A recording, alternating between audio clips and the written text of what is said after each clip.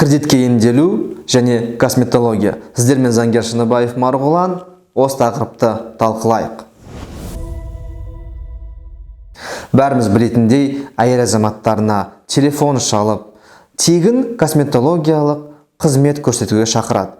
Келгеннен кейін 1 жылға косметологиялық қызмет көрсетуіне байланысты кредитті мойны асып жібереді. Бәріміз білеміз, 1 жыл косметология қызметті қолданады, ақшам жоқ дейді. Ақшаңыз жоқ болса, міне біздің банктың сотруднигі осы жерде тұр, кредит алсаңыз болады деп 1 жылға бірақ мойын асып қояды кредитті.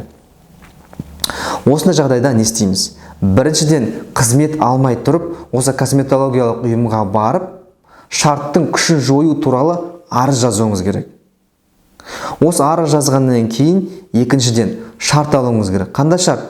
Сол алдындағы косметологиялық қызметтің күшін жойды деген шарт алуыңыз керек. Келісім шарт.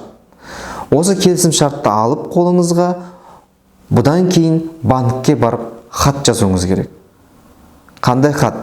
Банктегі жаңа кредиттік несиенің күшін жою туралы. Не үшін? Өйткені сіз жаңа косметология қызметті алудан бас тарттыңыз және келісім шартыңыз бар, күшін жою туралы. Алдыңғы шарттың. Сөйтіп, арыз жазу арқылы банктен осы кредиттің несиенің күшін жою туралы, бұзу туралы келісімге отыруыңыз керек. Осылай сіздер кредитті төлемейсіздер, косметологиялық ұйымға да ештеңе төлемейсіздер. Осылай құтылсаңыздар болады.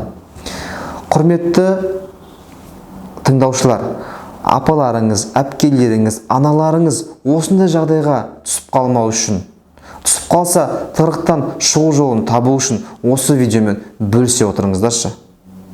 Әрине, подписканы ұмытпаңыздар, лайк басып отырыңыздар және сіздердің комментарийларыңызды астында күтемін.